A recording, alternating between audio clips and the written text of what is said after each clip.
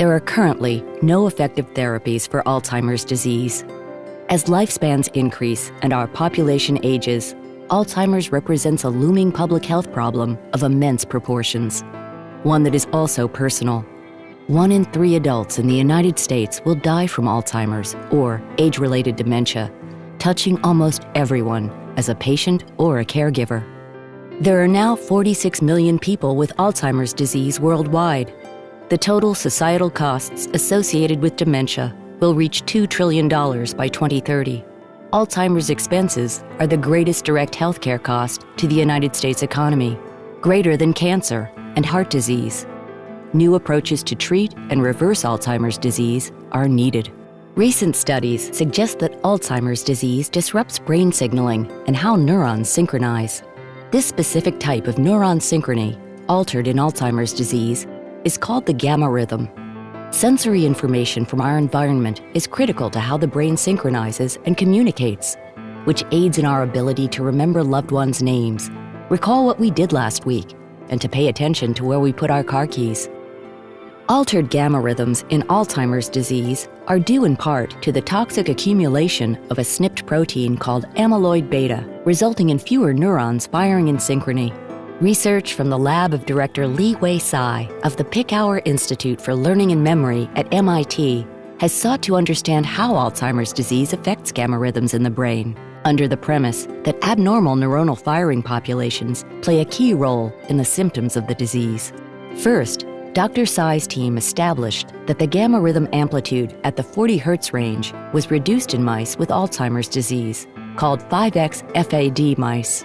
More specifically, the gamma rhythm was significantly decreased in a brain region crucial for learning and memory, the hippocampus. The diminished gamma rhythm in 5X FAD mice occurred with the accumulation of amyloid beta, which eventually becomes toxic and results in neuronal death and memory loss. Next, researchers in her lab used optogenetics to artificially correct the gamma rhythm in the hippocampus of 5X FAD Alzheimer's mice. By stimulating neurons in the 40 Hz range at the optimal gamma rhythm amplitude, Dr. Tsai's lab showed that amyloid beta levels were cut nearly in half.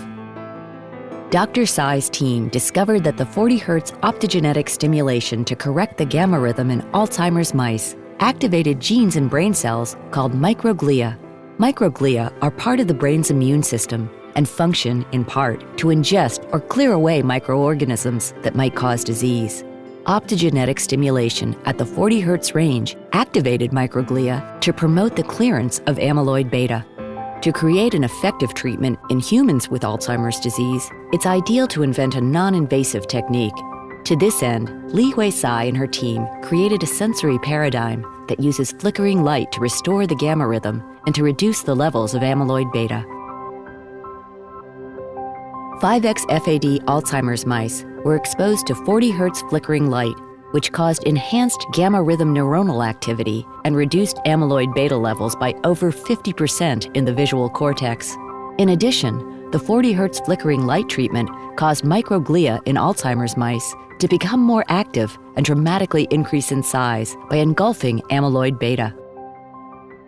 When the gamma flickering light treatment was used in older Alzheimer's mice with toxic levels of amyloid beta, which results in aggregates called plaques, the plaques decreased. However, for the plaque levels to remain low, the flickering light treatment had to be given over several days versus hours.